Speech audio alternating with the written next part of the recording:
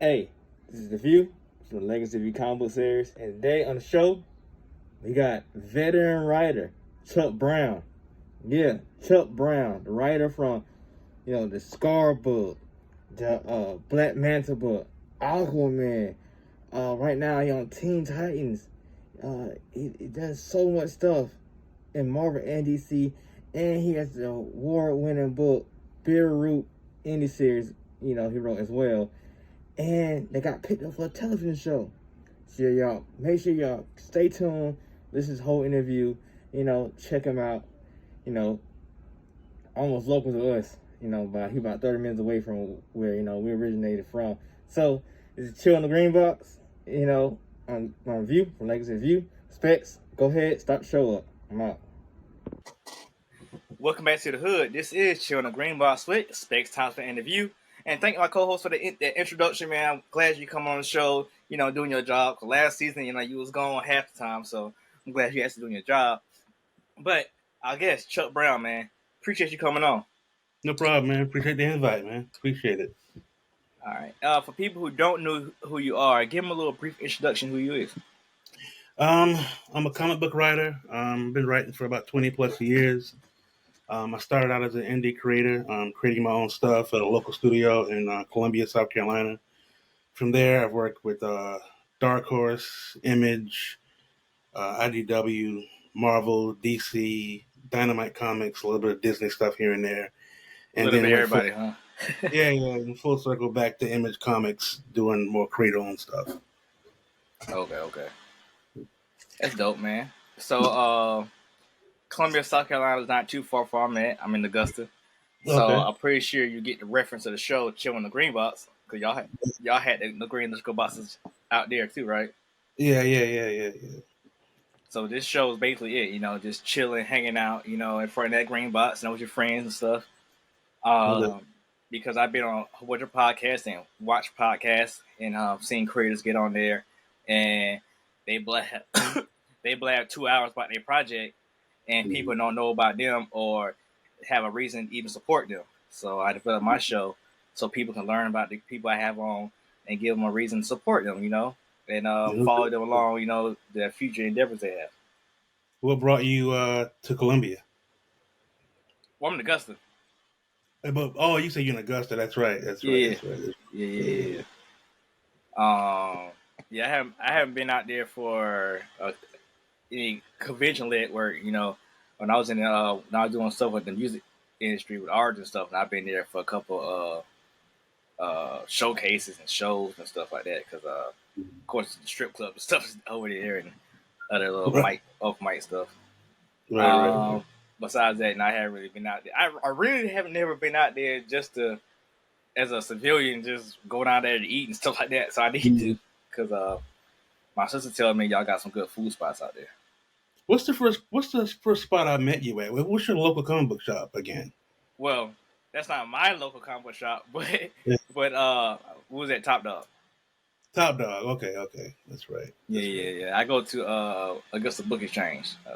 Okay. Yeah, plug. but yeah. So with that being said, I got 4 different segments with my show, all based around the green box. And my first segment is called Breaking It Down, because when you chill on that green box, you wrote things down with your friends, like concepts, ideas, even like theories and stuff, and other things. So in this segment, I'm gonna break your brain down so people know more about you. Okay. All right, so my first question, Vicks 44 or NyQuil? Vicks 44 or NyQuil? NyQuil, man. NyQuil. Why NyQuil? Why NyQuil? That's what, that's just what I grew up with. That's what he always had in the house, honestly. You know what I'm saying? Okay. Yeah. All right. Yeah, I used to think like when I was younger that Vicks 44 is a little bit more potent than that NyQuil. We called it well, my mama called it methylanium. I don't even know if that's the real name for it, but she called it methylanium. It sounds like right. So you mean like you're not talking about a Vicks 44 like cough syrup? You're talking about like the stuff you rub on your chest? You mean the cough syrup or the chest rub? The cough syrup. The cough syrup? Nah, no, it's not cool. Nah. Now, if I got a cold, I rub Vicks on my chest. Yeah, I've done that No, before. Vince got the cough syrup. I believe we had two. We had the cough syrup. I think. I can No, look we it didn't up do right cough. now. Let me We didn't do see. cough syrup. We did the vapor rub on the chest. My mom used to See, put it on my chest. I think I had that younger, but definitely my dad gave me a shot of that Vicks before I head out of school if I was sick. How old are you? How old are you? I'm 32. Oh, okay. Ain't too far. I'm 47, so it's a bit Okay. of a gap. But yeah, I don't know. NyQuil will just knock you out, man. I do both. A little NyQuil liquid, cough syrup, and rubbing a little Vicks on the chest. You know what I'm saying? Yeah, I do the Vicks for the yeah, Vicks 44. Yeah, they changed the packaging though, but yeah, it's it's there. Mm-hmm. uh, I ain't had a cold. I ain't had a cold in a while, but I've well, had you probably COVID twice. well that COVID twice, right? well, I ain't had a that cold. COVID probably knocked it right on out. It must have, man. It must have. It's odd because I get plenty of COVID, but no regular, colds anymore. Okay. All right. Do you go vacation a lot? Sometimes not a whole lot, no. But every now and again we may go to Myrtle Beach. I took my wife to Hawaii for her birthday. Um, and I do a lot of con traveling, so that's mostly my travel, honestly. As far as the All family right. concerned, we may go on mostly to the beach a lot, honestly. For our vacation times. You know what I'm saying? So do y'all prefer the Atlantic or the Pacific?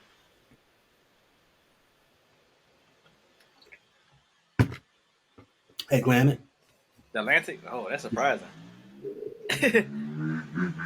Most people I talk to, once they see that Pacific Ocean, they change their mind. They say our water I mean, looks I pretty. prefer. I mean, I prefer it, but that's the one we always go to. You know what I'm saying? I mean, Yeah. if I had to choose Pacific, but when you say that, right, I'm thinking like how much will it cost me to fly over there for vacation. You know what I'm saying? I Yeah. mean, which one I can get to the cheapest? You know what I'm saying? That's what I'm thinking Mm. about. Yeah. Okay. Because I had plenty of people. You have to probably met plenty of people from the West Coast, and they talking about how great our water is and stuff. I'm like, Oh yeah, I've it, heard. I've heard it's beautiful. You know what I'm saying? But I was just thinking like which one I'm gonna get to. Easiest to get to. Is mhm. here, but it's definitely more. It's definitely more appealing. Okay. Than what we Uh, got going on. I don't, all right.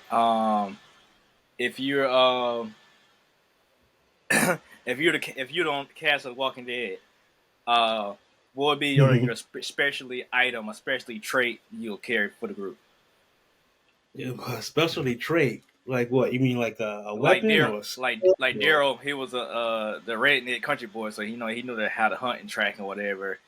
Oh, okay. Oh, that's a good question. I think I could probably forage for seeds and maybe grow food, but that's only if we get like a secure, location where we're walled in and so we can settle. Yeah, I Yeah. could grow some food. I can grow some Okay. food. All Yeah, yeah, right. yeah. Now, next question: have you ever grew some food? Yeah, I have a backyard garden. Yeah, I've been growing for Okay. several years. I Oh, grow every spring. Yeah. so how much did that yield? It's still a work in progress. I'm trying to get more and more stuff.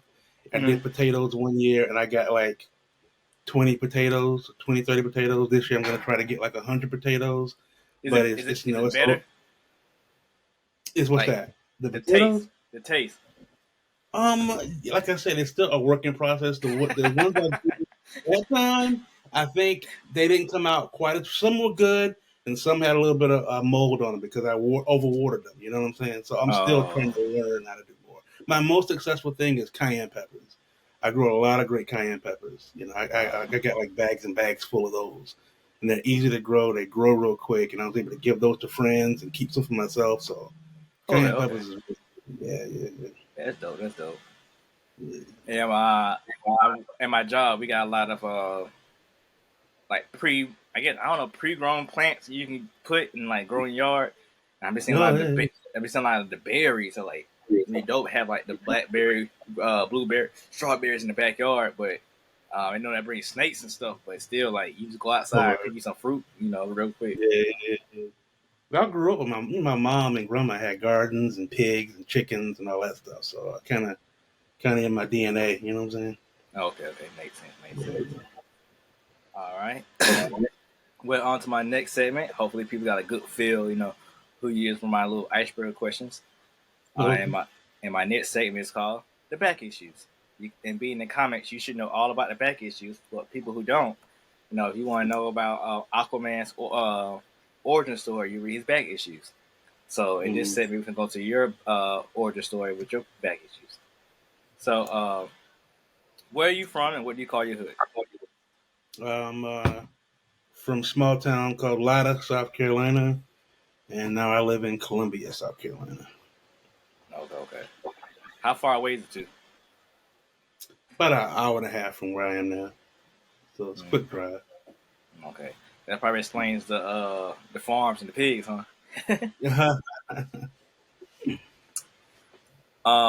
Are you a music lover?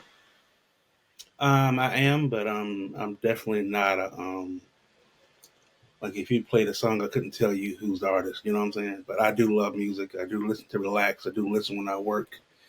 Do get moved by it. But yeah, I do love music. Yeah, but I'm no hip hop historian or anything by any means. You know what I'm saying? So don't ask me anybody's name or nothing like that. So, well, I do. I haven't asked you one name. So, okay. What artist or song got you into liking music? Oh man. I don't listen to him too much now, but it's, probably it was Ice Cube. Really? Ice Cube song, yeah. And I remember he did a song called Cave Bitches. That one stood out to me a lot. I really like that one, you know what I'm saying? So it was Ice Cube. I mean, really my brother playing it, you know what I'm saying? I heard it in the background. I kind of snuck and listened. I was kind of probably too young at the time to be listening to it, but I snuck and listened to it. But it was Ice Cube probably the first one that really got me into music. Did you go back and listen to the NWA stuff? Yeah, I did. Yeah. Straight Outta Compton, yeah, and Easy E stuff. Yeah, I did. But that wasn't honestly till much later in life, when I was probably in high school, college, or whatever. I went back, but when I was younger, it was mostly just Ice Cube. Al Green too. Al Green and Chain Gang that had a huge effect on me. I listened to that on vinyl. My brother had a record player. He used to play that on vinyl and whatnot, so that was dope. So your brother's the one who knew he's a historian who named the names and stuff. He probably would have been, yeah. Being an Ice Cube fan, how do you like his transition from gangster to whatever you got going on? I don't like it. No, it's some of the things he says politically is kind of doesn't align with what I believe in. You know what I'm saying? Mm-hmm. But as far as the movies and Hollywood and all that kind of stuff, that's whatever. Making his money, still entertaining people. That's fine. Yeah. For comics, what comic book or comic related TV show got you into comics? Saturday morning cartoons, man. Honestly, Wasn't Spider-Man, His Amazing Friends, the X-Men, the '90s X-Men, He-Man, Thundercats. A lot of the animation really got me into comics, and then my brother brought some comics home from his job one day, and then that's really what got me started in the reading those comics. But I didn't set foot into a comic book store until I was in college. I was almost an adult. Before that, I used to get them from like the little spinning racks at the grocery store and the pharmacy back in the day. Yeah, I'm old enough to remember that. Well, essentially, my first comic books came from a comic book store that I'd never been to. My sister's friend worked there and gave me comics. But when I'm aware of what I'm going to, I remember Kroger and Publix had the racks for the comic books. I remember getting them from there. Since you named Spider-Man Amazing Friends, before that TV show, did you know anything about, Firestar and Iceman? Not at all. Nope. Not at all.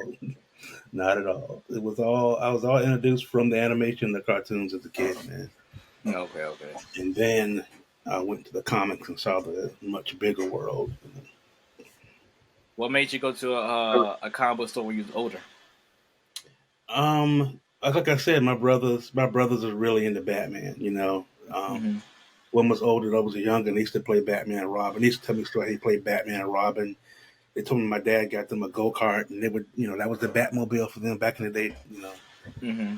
Going down the dirt roads back and forth and stuff. So, they were kind of geeks, themselves. They were into it. So, by extension, I kind of got into it as well. You know what I'm saying? So they were a big influence on me as well. Yeah, you the younger brother, right? Yeah, I'm the baby of the family. Yeah, Okay. there's 5 of us. All right.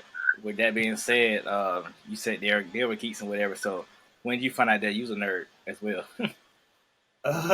Probably college. I'm thinking. I went to HBCU, Oh. and I just noticed a lot of brothers into the same stuff I was into. You know what I'm saying? They just kind of come out the woodwork. Mm-hmm. You have a comic book on around you, and people gravitate to you, and you kind of find your community on your own. It just kind of happens really organically. You know what I'm saying? You're surrounded by a lot of people that's into the same stuff. You know what I'm saying? Mm-hmm. And just kind of embrace that geekiness. Did you ever go to the HBCU cons?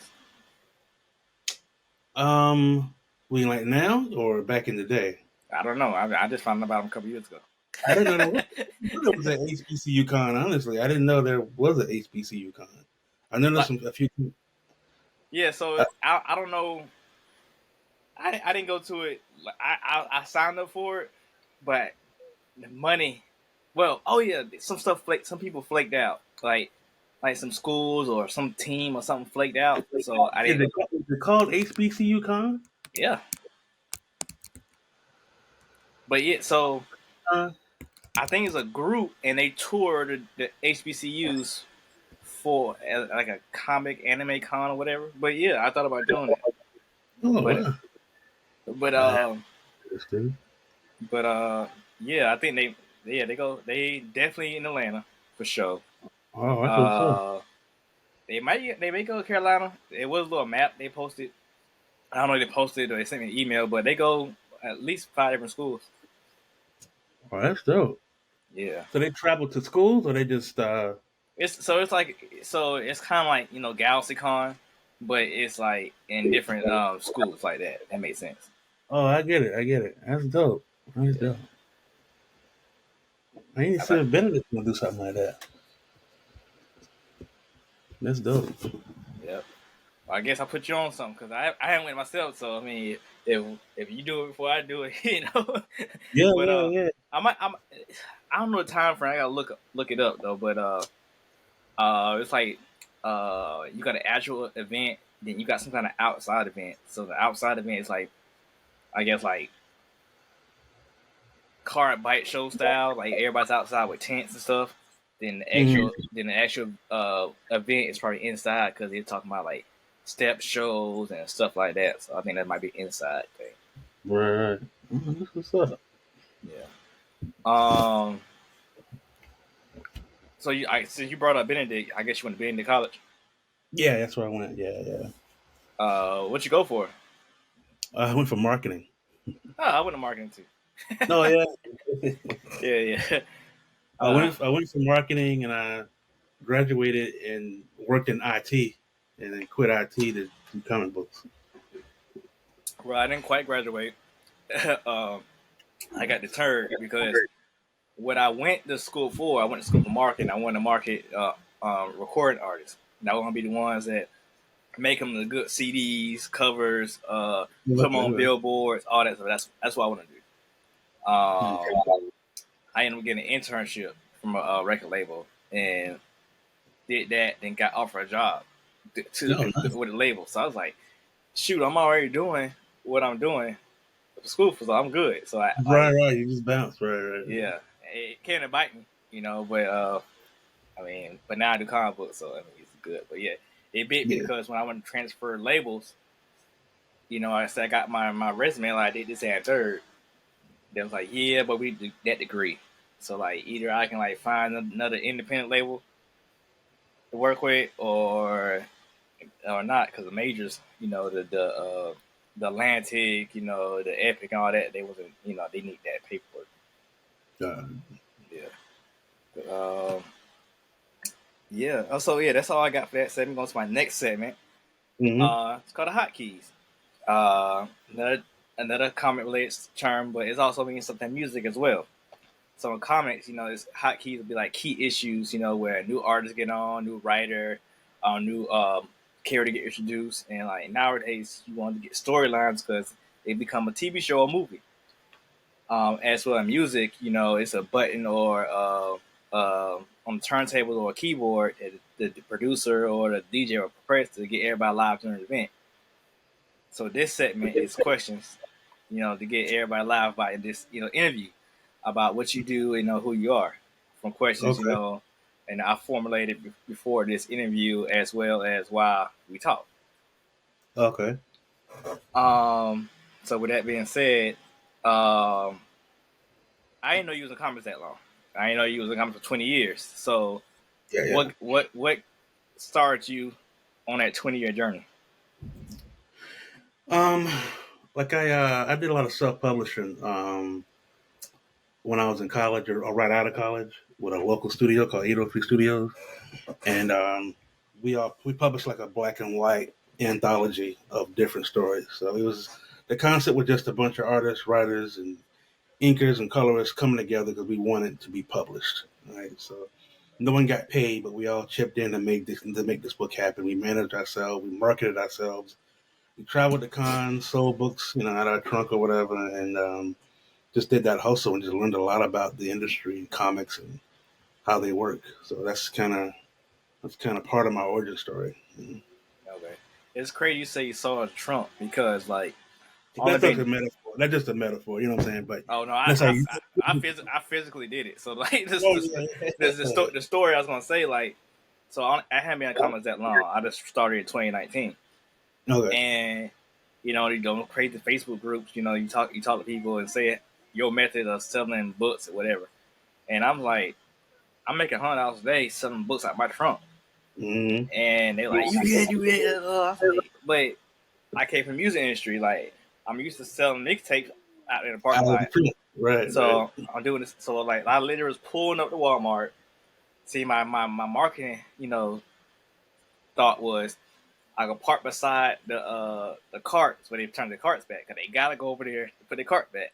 So I hop off my trunk on my trunk and sit there. I tape a poster to the roof of it. It's laying down, and I sit there with my box open. Like, hey, excuse me, sir. Excuse me, man. Da, da, da. And I was like making like every time I do it, I was making like between 60 to 100. Like, That's what's up, man. That's what's and, up. but uh, that gave me confidence, that I had a good product and that people actually were willing to buy my stuff because I was Right. so scared to do the conventions. Not because because of price. The price always deterred me. Like I was like, okay, I'm paying this price for a booth. Then I got paid this money to have books for the booth and the hotel fee. But You feel more comfortable selling out of your car or at a table at a Comic Con? well, I just started convention. Well, my first convention first real convention. Like I did local stuff, like at the comic book store and stuff like that. My Yeah. first real convention was in October. Um, and so, well, back it up. So, my first time going to a convention was last year, and I was peeping the game, see what I need to have and what people tend to look for. Good. And that I seen everything, but I got discouraged because a lot of people was going to the guest who was there and the anime stuff. I was like, Right. man, nobody's going to the comics. But I went around, talked to people, support, people I'd seen on Facebook. I finally meet in person. I went to South Carolina Con. Now, South Carolina Con was an eye opener, and it still helped me out. My last convention I just did this weekend, the Power Con, Mm-hmm. and the South Carolina Con. I ain't seen a lot of us there, so I was like, okay, there's not a lot of black people there, so I Right. typically can make money, at these conventions. Mm-hmm. Then the ones I did see, they didn't showcase their stuff that good. It probably like just a plain table with like 2 books on it. It looked pretty dull, and they wasn't that approachable. You know, you walk up to them and they're like, hey, you know, like stuff like that. They wasn't like, hey, what's going on, man? It was nobody like that. So I was like, oh, I can beat them out the door. Right. Then MomoCon. So MomoCon changed my whole mindset again because I felt MomoCon wasn't for us. It's not geared for us. Well, not geared for me. Like I like anime and stuff, but I really feel like that's not like I. So it's more of an anime con, right? It's not really a comic book convention, right? It wasn't even anime con. It wasn't even about anime or convention. It's literally about people dressing up. Like really? Like it's like yes, you got the vendors selling the artwork. You got comic book people and stuff like that there, but like nobody was buying stuff. Like it was like they bought something. They bought like the anime sword, a statue, or something like that. But the vendor stuff they wasn't buying. In my eye, you know, I can tell somebody at that table was not. But a lot of people wasn't even buying tickets. So people just out like in like the common area, talking and taking pictures in their costumes. Just hanging out. Yeah, it was literally more people outside the entrance door than actually inside the convention. So I was like, oh, okay, now I get it. So I did the first convention in October, and you know, I'm out there. Hey, what's up? Hey, how you doing? Da-da. And I got a couple. I got some pushback, whatever, but it's because I didn't have a good table set up. I just had my presentation. Okay. Now I did the anime convention in Augusta in January. That I thought I needed, you know, some anime stuff. I need some anime stuff so people know my table. But something happened, I wasn't able to do it. So I was with all my stuff. And I did great. Just because. What are you normally selling? Are you selling books or are you selling? Yeah, I sell my books.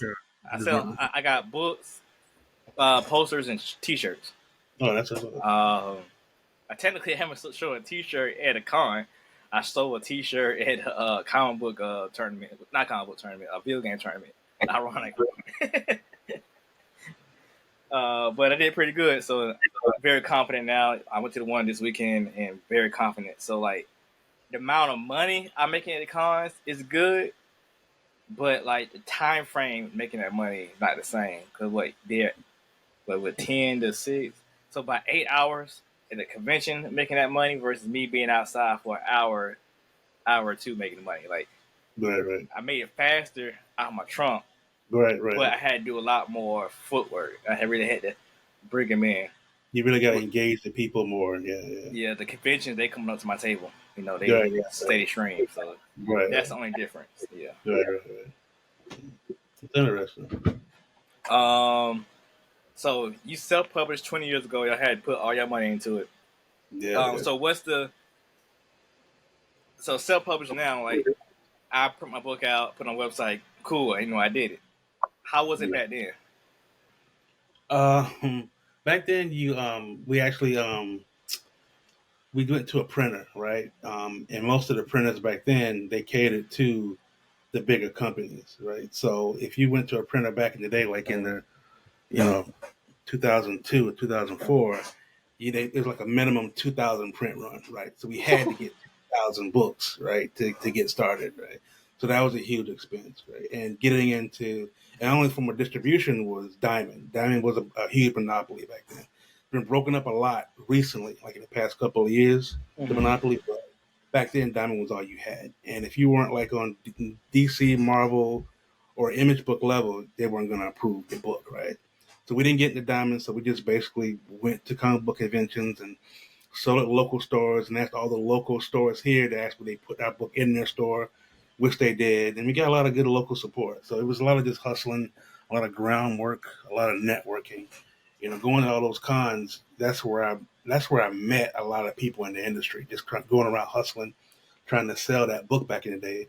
I met a lot of editors, and I met a lot of writers, and I met a lot of professional artists, which kind of helped me propel my career in the future, honestly. So it was just a lot of hustling. I wish we had a TikTok shop or a Patreon or Well, according to today, TikTok might be gone. yeah, I know, right? They just voted in the House to get rid of TikTok, man. Yeah. You can't get healthcare, but we can ban this app, right? Yeah. um. So, what was your besides Bitterroot?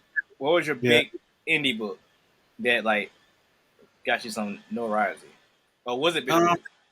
I mean, Bitterroot was definitely my biggest success, Uh huh. absolutely. Um, but when it was an indie book called Trench Coats, Cigarettes, and Shotguns. Okay. After we published the anthologies, we all we stayed together. We split up and started publishing our own miniseries. And Trench Coats got a lot of attention in Hollywood. That was my first exposure to producers coming up to me and wanting to option the book for a film and TV. Right? I got like 3, 4, 5. But back in the day, being a smaller creator, they were all free options, right? So it doesn't really, technically, Yeah. don't really, as far as I'm concerned. But that was the first one that got a lot of attention. It had a really nice title, really cool concept, and people seem to really dig that. I won an award for it. Like an indie comic award for it. So that one's pretty much what really got people attention. To kind of take notice that hey, I am producing professional level work. Um. I assume you didn't take the deal for that, but on the show we talked about options before. Yeah. So explain to people what's the if you would have took the free option, how would you profit from the free option? So let's say you have a comic book, right, and a production company approaches you and they want to basically borrow those rights from you to try to make a movie or TV show out of your comic book. And to borrow that from you, they can either borrow it for free, or what they should be doing is paying you for that time, right? So if they want to option it for 12 months, they need to pay you X amount of money for 12 months to try to get that movie made. And once that movie starts getting made, then they need to pay you something else for part of the budget to get the movie made. And then from there, you get some of the box office. From there, you get the merchandising and all that, and so on and so forth. But the point is to always be paid for your time. I would not recommend a free option to anybody. You know what I'm saying? Unless it's like your cousin or something, right? You working together, trying in Hollywood, trying to get something going. You know what I'm saying? If you're but if someone's gonna be tying up your IP, your intellectual property for a certain amount of time, they need to pay you for that time. So that's what an option is. Okay. And back then, it was a lot of free options, right? It wasn't like I had a name for myself or anything, but they just like saw something that they thought could sell in Hollywood. And they were legit. I'm not saying they weren't legitimate companies, but they weren't willing to put money up front for it back then. You know what I'm saying? Yeah. I brought up Bitterroot Yeah. a couple moments ago. So what year did that come out? Bitterroot came out in 2018. Okay. Wow. I was about to say, hey, that was not too long ago. but it kind of is. Like It was a while ago. Yeah, about 6 years ago now. That's crazy. Issue 1 came out in 2018, and I think we did our last issue in 2021, I think. Mm-hmm. Or the last, at least a part of that 15 book arc, at least that was the end of that anyway, around 2021. Okay. And what is that book about, and what is it? How did that come up? And how did it come about? Bitterroot is about a family during the Harlem Renaissance that hunt and cure monsters. And it's the brainchild of myself, David Walker, who's my co-writer, and Sanford Green is the illustrator. We're all co-creators on the book.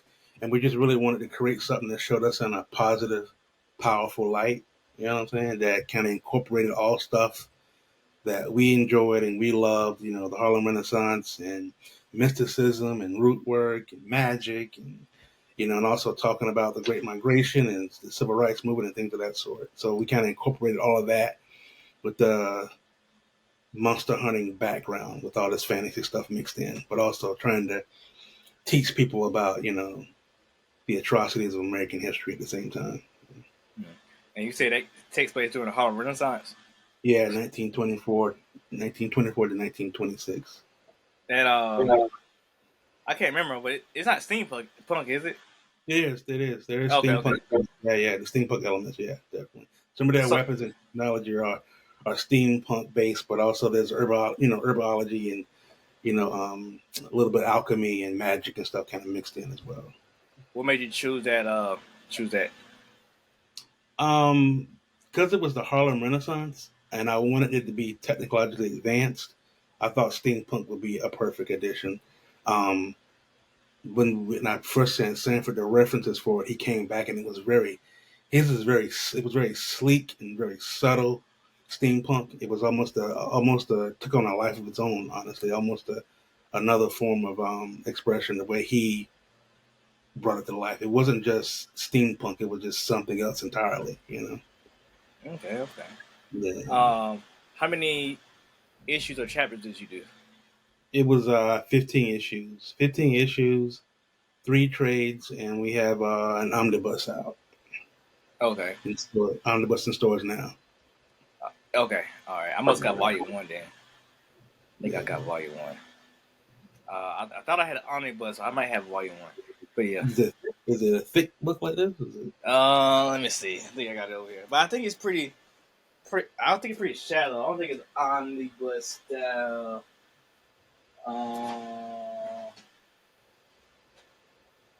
Yeah. If it's not here, yeah, I got volume 1. Okay, yeah. Omnibus is like 3 of those. Okay. Yeah. Volume 1, 2, and 3 all in one book. And of course you won some awards for that, and that had got optioned, correct? Yeah, that was optioned by Legendary Pictures. Yeah. All right, and yes, they still got the years to do that, or they Yeah, so they optioned it in like 2019, but there was the pandemic, right? Because of the pandemic, they had the right to stop things and not do anything till that was over. And then most recently, we had the writer's strike, so they had to stop it.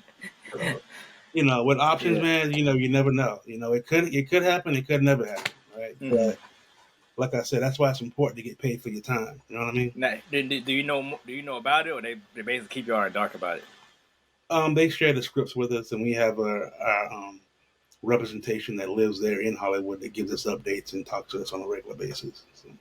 Okay, is it live action or animated? Supposed to be live action. That's dope. Yeah, that's dope. I can't really picture too many steampunk stuff nowadays. Everything want to be cyberpunk. You don't see too much steampunk. I think literally the last steampunk thing I probably seen was either so a Snowpiercer. I keep hearing about that. I haven't seen that yet. So they're like so.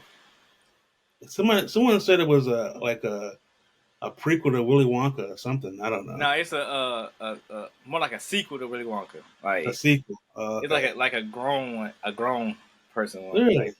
I mean, it's not, but if you think about it, it is. Just like people say, Harlem Nights is a prequel to Life, stuff like that. Oh yeah. It looks like a fan theory, right? Yeah. Fan theory. Yeah. But is it good though? Is it like really good? I keep hearing about it. If you've never seen it, that should tell you everything. Oh, okay. Well, I don't know. What does that tell me? I don't know. Is it? Did you like it? Was it good? I mean, I don't remember it. Oh, you don't remember? Oh, okay. Yeah. So I want to say they were stuck on the train, but all I remember the train is a long train. Mm-hmm. Was they stuck on the train and they got on the train? I can't remember. But it's a long train. And the train is broken up in classes like it normally is, but it's really like social classes. So you got the poor people with the crappy stuff, then all the way to another end you got the rich. And the closer you get to it, the more lavish it is. Oh, okay. Kind of like a Soul Plane type of deal.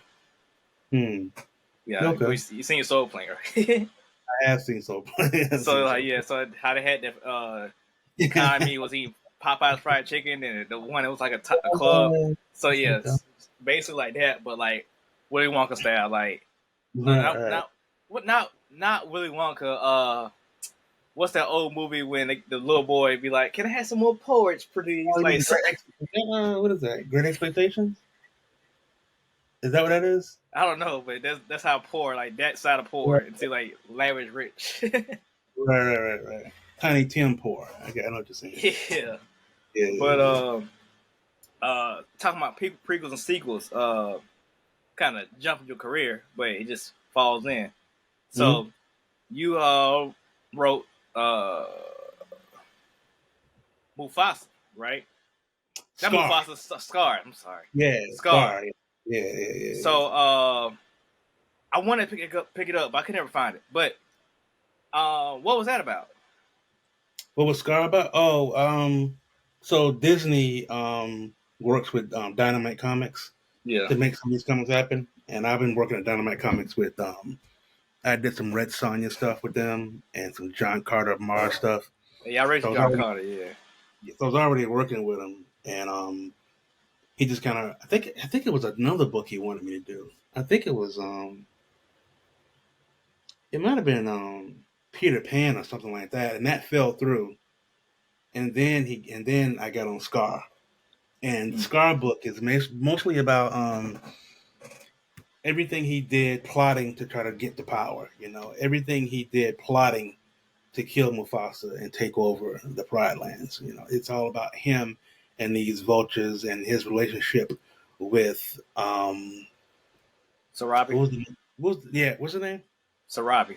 Sarabi. His relationship with Sarabi. Yeah, it was all about that primarily, right? And how he rose to power, and it's supposed to take place, you know, right after Simba was born, up until him and Simba had that conversation about going to the elephant graveyard. So that's where my book takes place, between that little bit of time. Now, did you? I'm a Lion King fan, so like, if my question seems, But you good, man? the lore. So, doing research on that book? Did you do any research? And if you did you incorporate in the Lion Guard stuff? I did not. I didn't do a lot of research, honestly. I just Okay. rewatched. I just rewatched the movie and just really put myself in Scar's shoes, I guess, and try to really speak in his voice. Um, I wasn't trying to go over the top evil. I just wanted to be just a conniving king that really thinks he should be, a conniving brother that thinks he should be king and thinks that he would be better for the Pride Lands, kind of like Doctor Doom. Doctor Okay. Doom's evil, but in his head, he thinks he can save the world, right? He just got to, kill a couple of people, and kill a couple of million people in the process. Yeah. And that's kind of what the book is. Scar is more about him not being super evil, but him really thinking he's the better choice than a small, cub to rule the Pride Lands, right? So that's what it's about. But yeah, I asked you that because the Lion Guard. I mean, my kids ain't into Lion Guard yet, but somehow I went down a rabbit hole and nobody. The Lion Guard went to their the back issues into about the whole who's fit for king thing, and apparently Mufasa and Scar names wasn't Mufasa and Scar. Mufasa picked the name. He had a different name, and he picked it because it was some kind of meaning of power or something. And Scar changed the name to Scar because they had like a Killmonger T'Challa type fight, and he lost it, and that's how he got the Scar. Mufasa scarred him. Yeah. No, I didn't go into that. See, I was asking you that because they making a prequel to Lion King. Yeah, no, called Mufasa. Yeah. Now I was gonna see the. I mean, I don't know. Did they pick up some of your storylines in that? Or if they did, they ain't gonna tell me. You know what I'm saying? That's another thing, man. You got to be careful what you create with people because you don't own it, right? Yeah. So if I see something I created on the big screen, it all depends on. You got to lawyer up that. They're gonna have you in there, man. They're gonna have you writing the special thanks right before the copyright thing pop up on the credits. No. I wouldn't get to go to the premiere or nothing. I barely see the movie. Yeah, that's crazy. It's crazy though. But speaking of, but it was fun though. I'm a big fan of the movie. It's one of those movies you can watch over and over again. You know what I'm saying? Yeah. So I'm a big fan. I was glad to be a part of the lore. So Yeah, see, it's cool privilege. Uh, with that being said, like, how'd you get into the pro work? like I said, it was just when I was doing the indie stuff, just making sure I was putting out like high quality stuff, working with really high quality artists, telling good stories, and back in the day, we couldn't just go to Webtoons and put our book out. We had to physically go to these conventions, right, and try to sell these books. And the reason why we were creating indie books because we wanted to, work at Marvel and DC and get our own properties through Image. So this is almost like our business card in a sense, right, or Okay. advertisement of who we are and what we can do. So as I'm going around cons, showing people my book, I'm meeting the editors and I'm meeting different artists and I'm getting the attention of other professionals and I'm able to work with other professionals and then from there it's kind of snowball from there.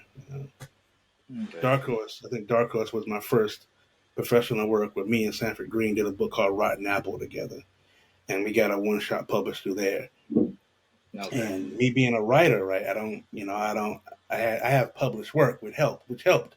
But people just see Sanford Green's artwork, one of the characters from Rotten Apple, and he gets a deal like that, right?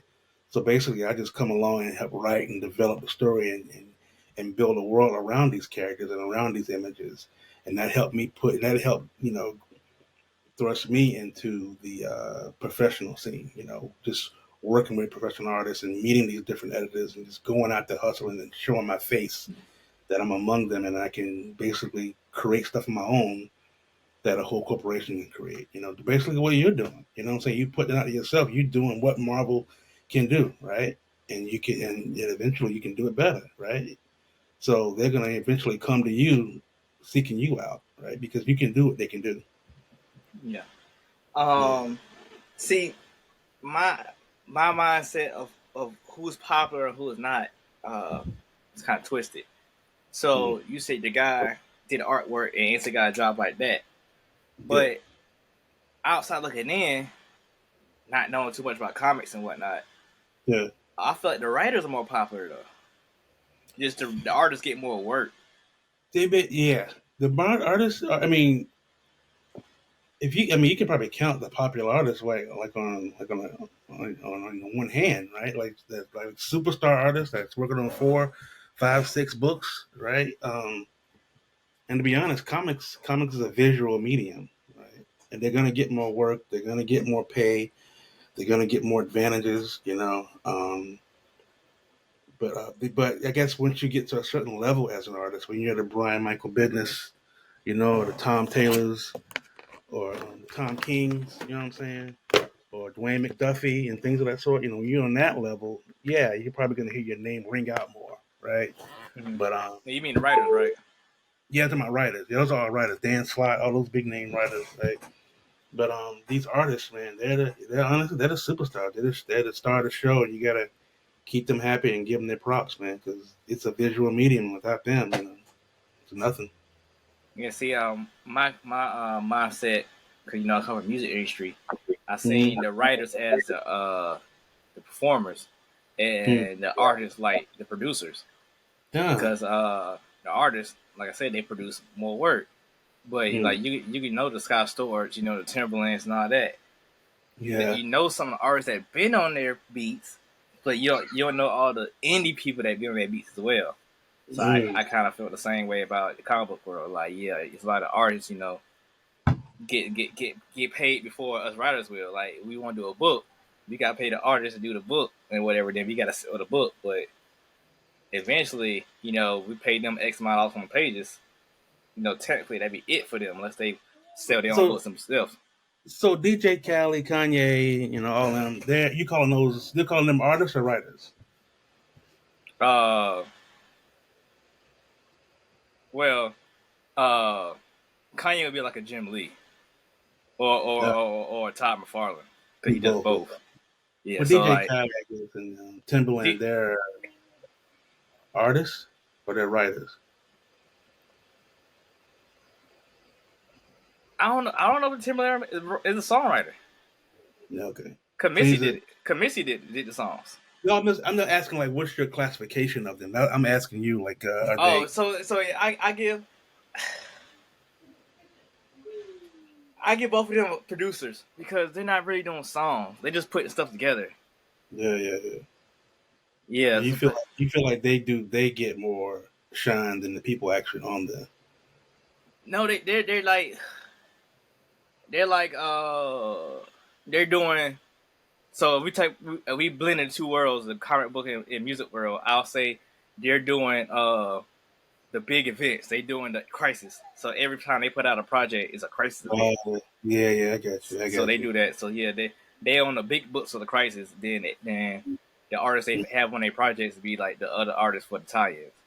Yeah, okay, I got you. Yeah, that's how I do it. But like I'll say like um uh because they all change. But like a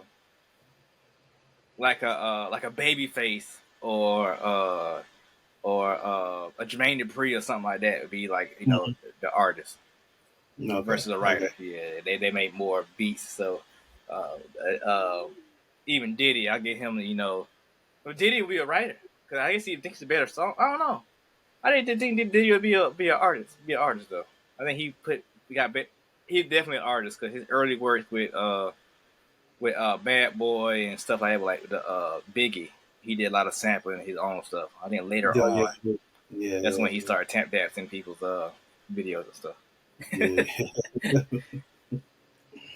Yeah. So when they finally noticed you, who knows you first? Was it DC or Marvel? Say again. So when you finally started getting picked up by the professionals, who knows you first? Was it DC or Marvel? It was Marvel. I did a Punisher short story for them during the Secret Wars 2 event. I did like a short story from that, and after that, I did a lot of custom comics with them. With different corporations and different charities that Marvel promoted. I was kind of doing kind of background stuff, so it's like commercial stuff. I did a Lexus comic with Black Panther in it, right? That kind of stuff. Okay. And from there, I did Marvel voices with Sanford and David again. We did a Hulk and Wolverine story with them. Okay. And after that, I started transitioning to more DC stuff. So, okay. Yeah. Marvel and I guess DC wise, yeah, you do a lot of characters. I think you did a lot more runs on DC than Marvel runs. Yeah, but with that being said, how was it as a writer? How it is picking up a character at that point of the storyline, like the Black Manta thing. Yeah. Of course, he's always in the Aquaman. You did Aquaman, but Aquaman books. So how you figure a point that okay, in his storyline, I'm gonna pick this point to start writing. How do you pick? Like that was one of the reasons. Well, that was one of the many reasons why I wanted to do Black Manta, because they're not really doing anything with Black Manta, right? Mm-hmm. He was just that one dimensional character that just wants to kill Aquaman. You know what I'm saying? And I had a lot of room to kind of do what I wanted to do. There was he wasn't a part of any major story arc. Neither was Aquaman really. Mm-hmm. So I could kind of be very original about how I developed him and who I wanted him to be, based on who he was up until this point, right? So this is kind of like a whole new journey for the character. I'm trying to move it more towards an anti-hero, and that was only key because of a character called Gallows that I kind of introduced into the world, where she's like his moral compass, and she's also his protege as well. So I had a lot of liberties with Black Manta because there wasn't anything being really done with him. I was just, a huge fan of the character. So I got to really develop him, and mold him anywhere I see fit. It wasn't a whole lot of worrying about where he is and who he is and what I can do. Now versus Scar, which is a much huger character and a part of a big franchise and things of that sort, I had to be careful about what he said and how he said it and things of that sort. And you can only do so much. But Black Man, I really got to play in that whole DC played around with the characters in the world and kind of do what I wanted to do. So wasn't Uh, wasn't a whole lot of restrictions. and when you draw Aquaman book, that's the No, first. That's the first Aquaman book, right? yeah, Michael Man, yeah, it hasn't been done before. Yeah. So how was it? How was it doing that? Since it's something never been done before. I co-wrote that with Brandon Thomas. We Mm-hmm. co-wrote that together. That was again, that was, Aquaman wasn't a lot being done with Aquaman. There was the movie stuff that was going on, and we had a lot of notes for that, right? So because there was such a huge event going on in the movies, we couldn't do this or that, and also there's maybe certain events where Aquaman is involved. I can't remember what event it was, but if he's being used in some event with the Justice League or something, or he has to be in space during this amount of time, there's a lot of notes like that, right? But we had really good editors. We sat down with us. They let us know what we could and could not do. And then from there, we just kind of flowed with it and kind of created our own little pocket universe inside Aquaman. So Yeah. just that initial writing part where you got to go through the editors and make sure you're not stepping on another creator's toes while you're trying to create your own book. Yeah. I try to bring up editors a lot in the show because since I had the show, this is my second season of the show. Prior to, I wasn't really aware what editor was. I was I didn't have an editor before first. I got 4 books out now, really 5 books. My first book I didn't have an editor, and it shows. My second book I thought I had an editor, but really I had a proofreader. Oh, okay. So being a show, I learned more and more what the editor does. And a couple of my episodes, I talk to people who are editors and talk about indie editing.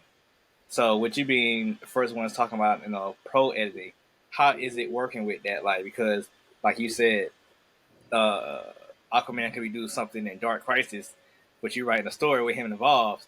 So how is it, like, they gave you notes ahead of time, then you send yourself in, send it back? Like, how is it to keep everything, I guess, continuity, I guess? Well, I guess in the beginning, if there's any big notes, I don't know, like, you got to make sure Aquaman has a scar, not Aquaman, but Black Manta has a scar on this side of his face, that sort of thing. Don't mention this. Don't mention Themyscira because Themyscira isn't doing this at the time. It doesn't exist or whatever. It's vanished. That kind of thing. But for the most part, they let us write our outline of what we want to do of the full story. So we write a 5-issue outline of everything that's going to happen in prose and in paragraphs, and then we submit that to the editors, and the editors go through it, and then they kind of pick through and give notes in the document. Then we go through and do a second draft of the outline, and then they make sure everything's in order, make sure the story makes sense, make sure we're still not stepping on anybody's toes. And then if there's a third draft necessary of the outline, so be it. And then from there we start scripting, right? And once you get to the scripting process, if your outline is really tight, if that's the process you're working with the editor, if your outline is really tight, then the scripting process can move a little bit smoother because there won't be as many notes about the overall world and the universe and what I can and can't do with a character. Yeah. So typically, how long does that process take? They move really fast, right? So I did that book, Teen Titans, Amanda Waller Rising book. I got pitched that like a year before it got approved, right? I pitched it as a Justice League book, right? And at the time, the Justice League didn't exist, right? And then I got some notices where, they got back to me on the pitch, and I was like, oh, you can't use Lex Luthor, right? So I was like, okay, fine. It's like, who else is cool? And I was like, oh, Amanda Waller, right? So I pitched Amanda Waller in the story, right? And again, it's sitting on someone's desk. And then recently they're trying to do like a whole bunch of stuff with Amanda Waller. She had to get her own TV show and stuff like that. Yeah. They see the pitch, it's like, oh, this guy got Amanda Waller in his pitch. So happens. And then it get greenlit, right? So that's a year of trying to get that outline greenlit. So I already went through the whole process of saying, you can't do this, you can't do that. And I got a really tight outline. I had to do maybe one more review of it, and then it got going. And then once it got going, it moved really fast. It was like from the outline to me starting the script was like less than, a few weeks. because it was a really tight schedule. So I was at a point honestly where I was writing the script and sending Quran pages at the same time. As I'm writing the script, it was moving really fast.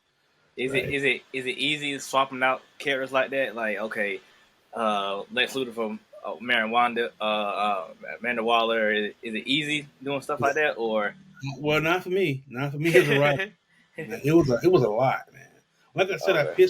I pitched it as a Justice League book, and if you look at the book, it's called Teen Titans, Waller Rising, the Kingdom. Right? It was just supposed to be Justice League Kingdom, right? The Justice League of the Kingdom. That's what it was supposed to be. But so much stuff was going on where there wasn't a Justice League, and things had to change. We had to make changes to fit inside of the whole Beast Boy event. We had to make it fit within that. So, but overall, man, it was fun. It was challenging, but it's not easy making those quick pivots. You know what I'm saying? But Now, yeah. that was your first event book, right? Yeah, it was called no, it was a book called they did the Lazarus Planet event, Oh, okay. and I did a character called Deadeye in the Lazarus Planet event where the Lazarus pits water, rained over the world or whatever, and Yeah. changed everyone's superpowers and gave everybody different abilities and stuff. So I think that was part of that. I think that was my first event, was the Lazarus Planet event. How is it working on like a yeah? How is it working on an event like that?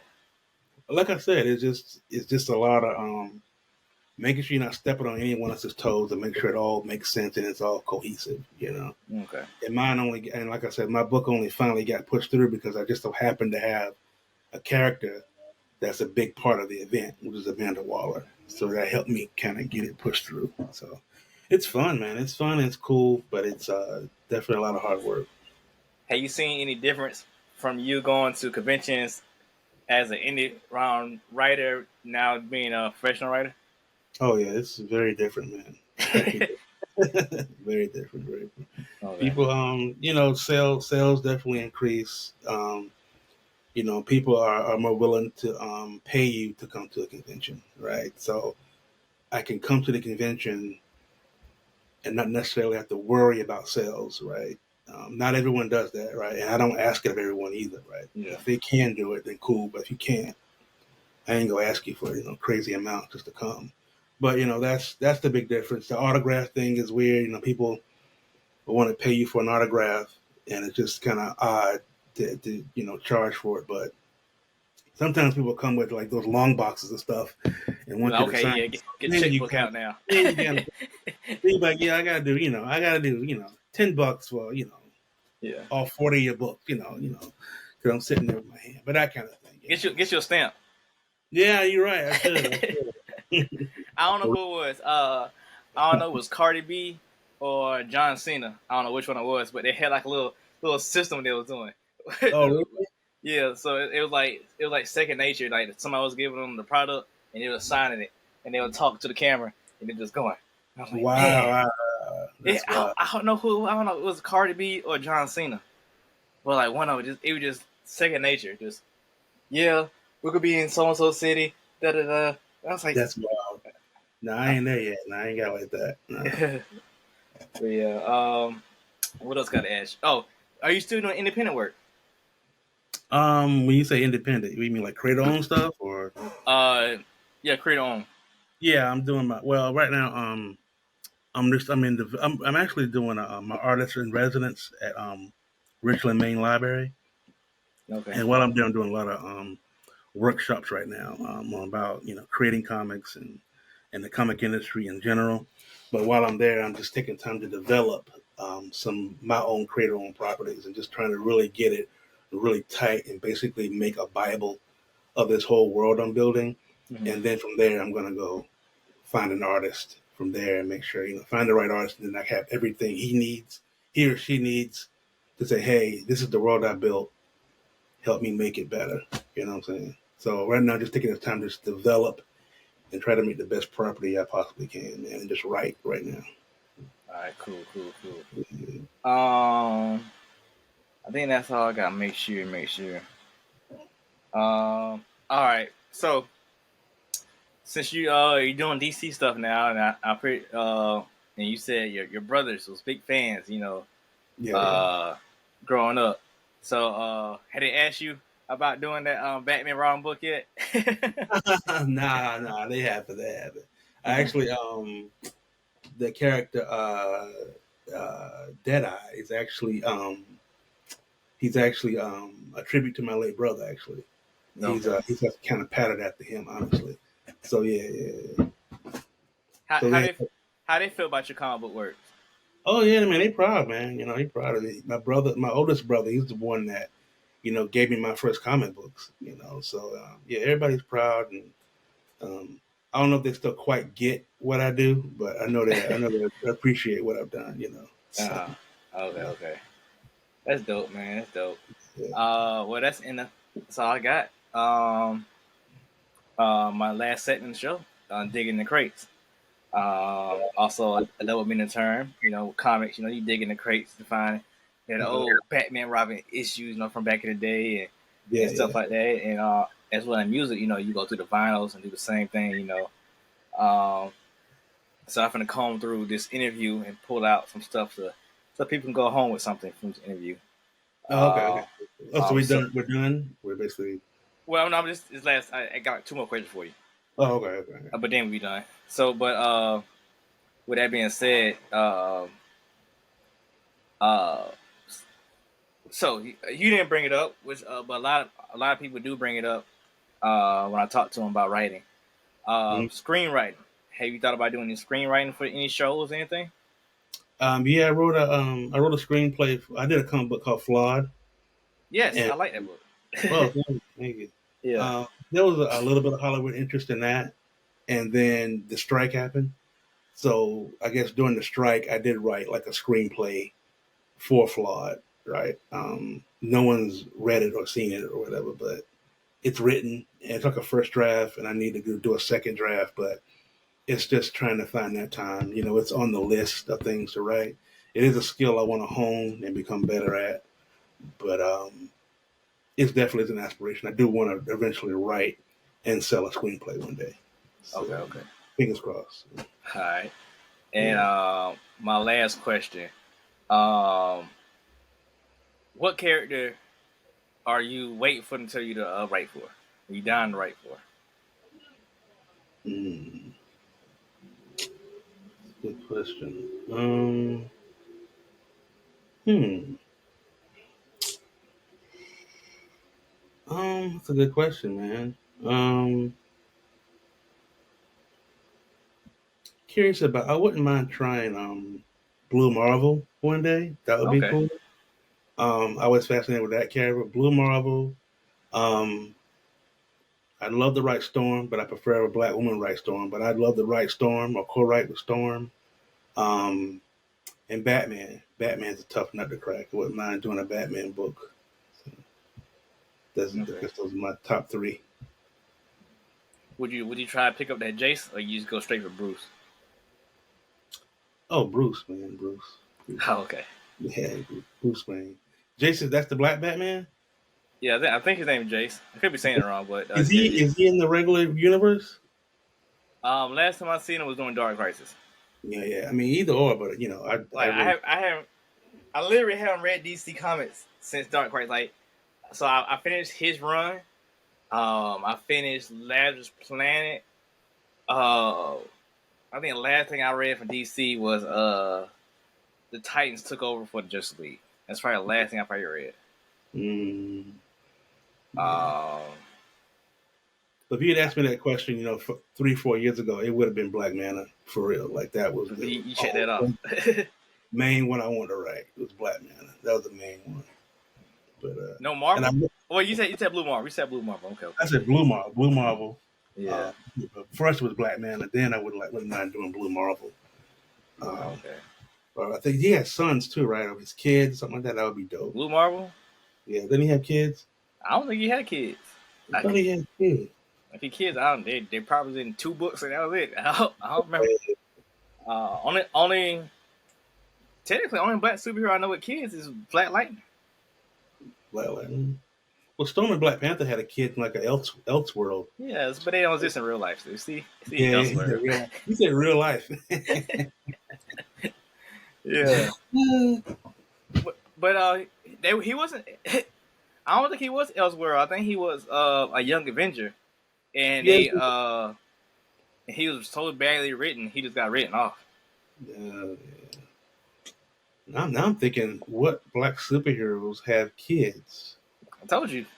Oh, Black Lightning. I mean, not Yeah. Black Lightning. Black Panther. Not Black Panther. Black Manta. He has a son. You said superheroes. Well, man, hey, man, watch Hey, it. Watch it. you got him on the anti-hero level. Or you haven't got him to the superhero level yet. The villains. Now you got me thinking. I can't think of any others. Well, I don't think we want to say it on air, but the blogs will say it's very political why they don't have kids. Oh yeah, probably so. Yeah, but only ones that have kids is Steel and Black Lightning. I don't think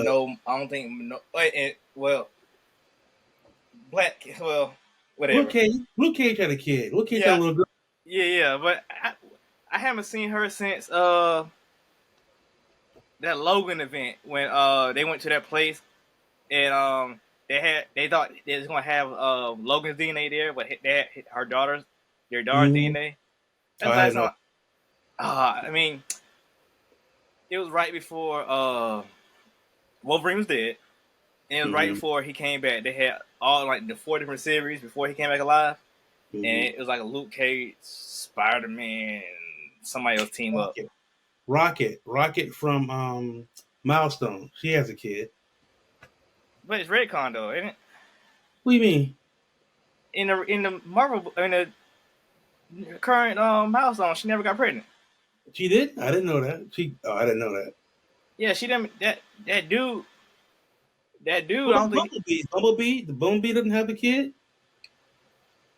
Does Bumblebee have a kid? Is she grown or is she a kid? She's a grown woman, I think. You sure? I think so. Is she a Titan or is she a Just Elite member?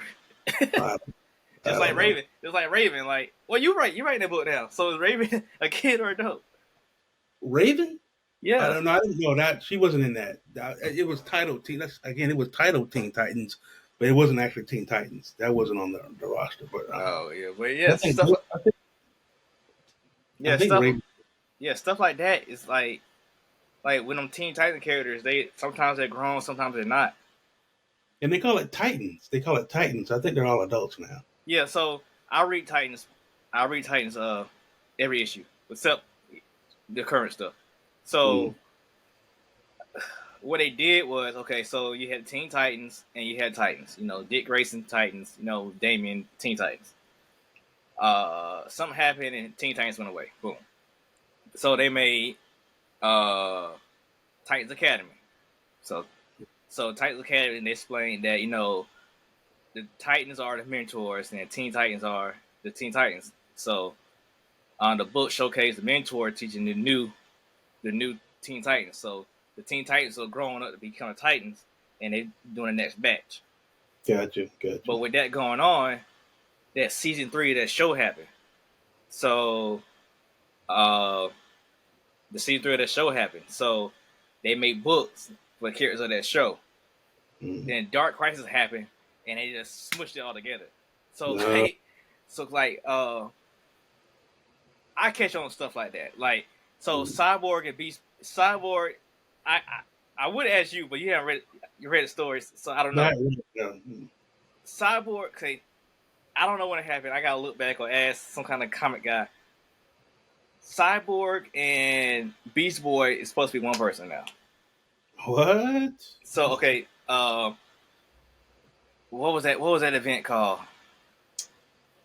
It was an event that people didn't like. It was like the future state. So future state. So okay. Future state. They had the thing where all that stuff happened and Red X came, whatever. Then when it went back to regular stuff, they explained that storyline. And the fight that happened in Future State happened. And the fight was so bad that it left Beast Boy and Cyborg, hurt. So the only way to save them, I think Raven fused them together. Oh, So wow. it would always look like so they're like half and half, like a Two-Face type thing. What's his name? They like half and half. They like The cat Beast dog. Boy? Like Is his cat name? dog. They What's like his cat dog. name? What's his name? They Is Beast it Boy. They Beast Boy software. They like cat dog. They like they like the same Beast person, Boy? but they Beast like Boy? fighting. They're fighting with each other. Like a Cyborg want to eat like a hamburger, and Oh, yeah, like Beast Boy's like, no, we're not eating that type of deal. that's wild. That's And wild. somebody developed something. I think it was a Mr. Terrific or something. Developed a device so when you look at them, you see two different people, but they're really one person. Okay. And they just forgot about it. So I'm like, what happened? Like, All are right. they still one person? Because they said they would keep it that way to the final reason to split them. Wait to fit because they were so badly damaged. Then then Dark Crisis happened, and now they're the main Titans in the Teen Titans and Titan Academy. Just a whole nother thing. Just people forgot. That's wild, man. That's Yeah, wild. but hey, I guess this is what editors for, right? Yeah, exactly, man. Exactly. All right, but it's been great, man. Great talking to you. Yeah. Hopefully, my viewers, listeners, learned something from you from the pro side. Working with both companies and the other companies as well. And if they want to, well, you got anything coming up? I don't know if this is I think it's announced. I don't know, but I'm doing a Lilo and Stitch short. I think that'll be out in June or July. I think. Okay.